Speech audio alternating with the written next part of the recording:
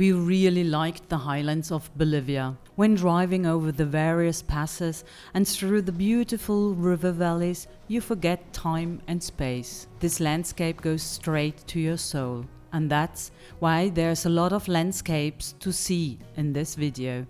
It's best to just sit back and enjoy.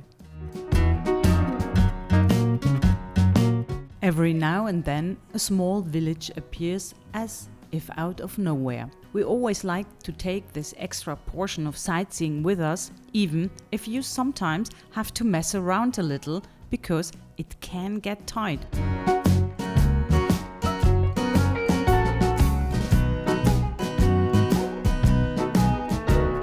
And when other trucks come, we of course move out of the way whenever possible. Here we were able to escape into a side street.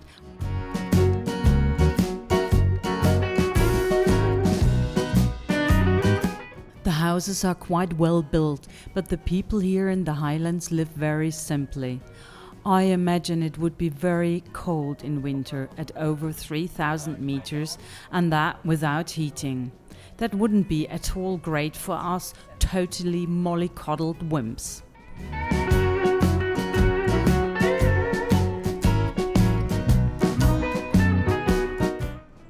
The landscape always offers new, colorful and overwhelming views. Sometimes we can't find words to even begin to describe the beauty.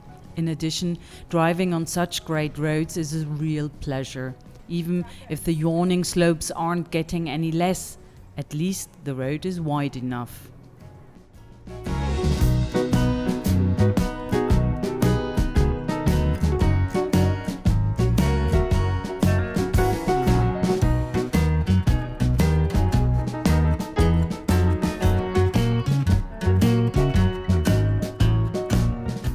Today's tour to Tupisa is quite long but easily manageable, as we don't have to drive through any dangerous sections. This pleases the driver and of course the passenger even more. There is also enough time for taking pictures and filming. No wonder, as you get the feeling that an even more beautiful valley or an even more impressive mountain lurks behind every curve.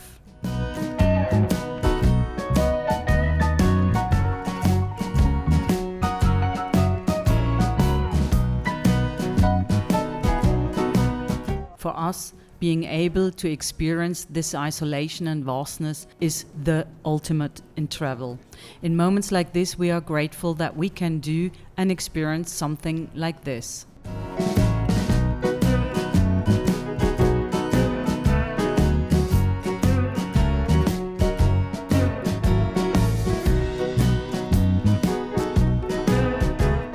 We slowly reach the plateau just before Tupisa.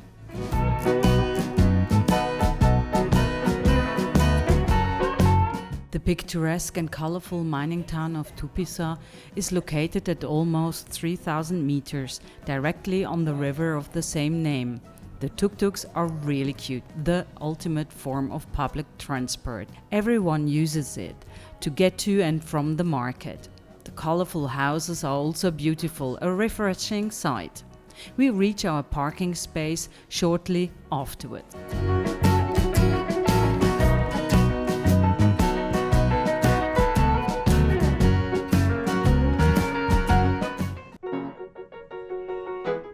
Two days later, we set off for the next destination, Atocha. The road initially leads through a beautiful river valley well hidden behind a small sierra.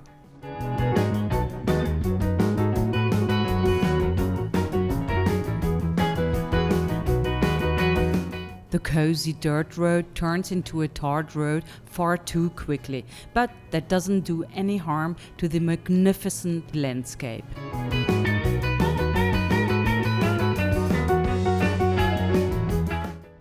There are many great rock formations here, but at this obelisk we want to take a closer look.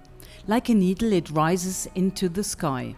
The very porous rock in this area always creates surprising and varied sculptures.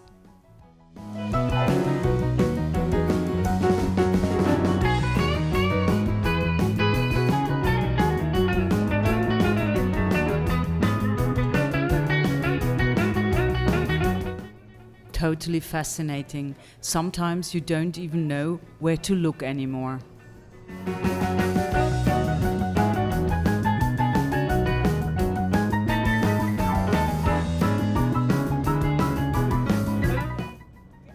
What is that? A customs station? Aha, obviously a small fee is due for this road over the next pass. Although we really have to say that the roads in Bolivia are really awesome. We almost always saw very well developed overland routes. Overall, a great infrastructure. The fascinating thing about roads like these that run through the mountains is that you can see the rock layers easily.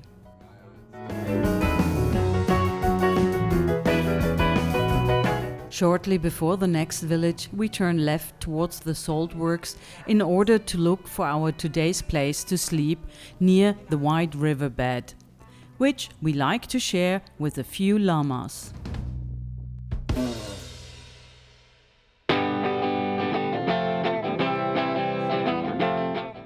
After a quiet and cool night, we set off for Uyuni. But first we reach Atocha. This is also a mining town and seems to be quite high already with its over 3,600 meters. At least that's what our lungs think.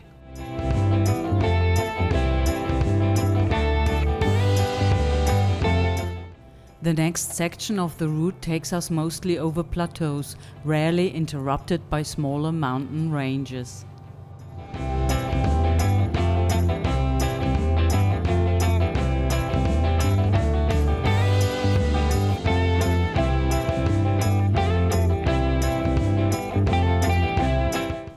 Shortly before Uyuni, the landscape becomes almost flat.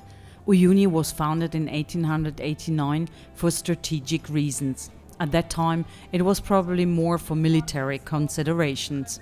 Today, it is the hub for all Highland tours. Although the city is rather desolate and not very pretty, though it is loud, lively and colorful.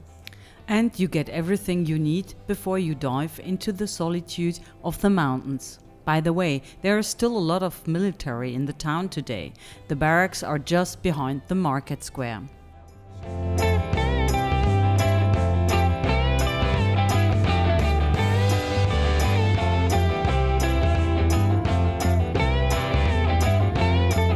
Since we didn't want to drive that far anymore, we looked for a nice place shortly after Uyuni. The small village is lovely and beautifully quiet, so an ideal place to stay for the night.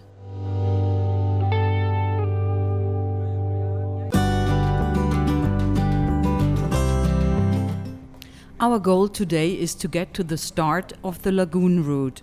We want to spend one more night there to give our bodies another day to allow acclimatization.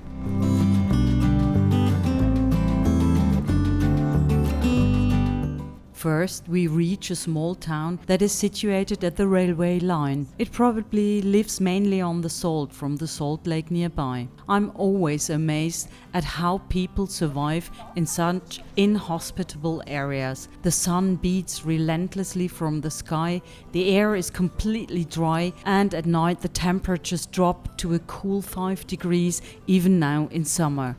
We are thankful to be able to sleep in the warm globy.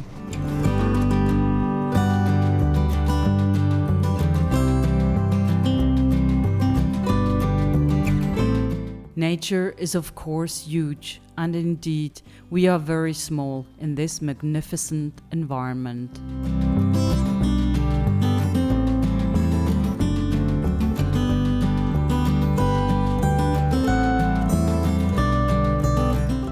And thanks to the expanse and the dry sand, phenomena such as sandpans can be easily observed here. The path seems to meander endlessly across the plateau. It is about time to look for a place for the night. There aren't many options, but this spot here is great.